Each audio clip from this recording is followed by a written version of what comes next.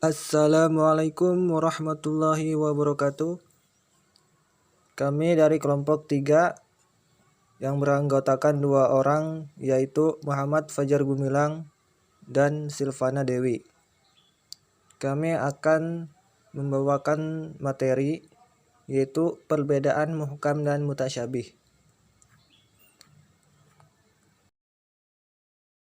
Muhkam secara etimologis atau dalam segi bahasa berasal dari kata hakama, yaitu melarang dengan tujuan untuk kebaikan.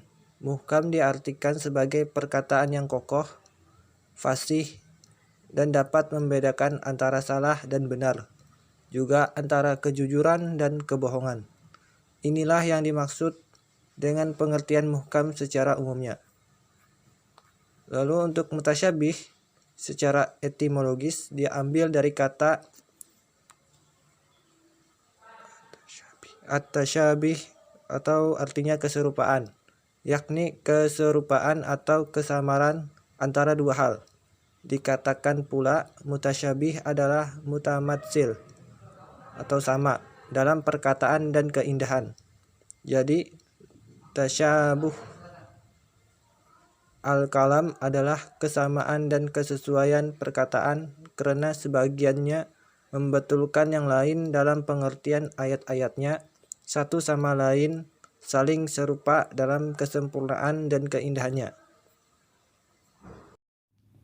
Semua ayat Al-Quran itu muhkam. Allah mensifati bahwa semua ayat Al-Quran itu muhkam, sebagaimana tertera di dalam Al-Quran sebagai berikut. Alif Lam Ra. Inilah suatu kitab yang ayat-ayatnya disusun dengan rapi serta dijelaskan secara terperinci, yang diturunkan dari sisi Allah yang maha bijaksana lagi maha tahu. Semua ayat dalam Al-Quran bersifat muhkam karena dipahami perintah dalam ayat tersebut, oleh karenanya tidak ada memuat makna lain yang bersifat samar atau tersirat sehingga jelas perintah yang ada dalam ayat tersebut.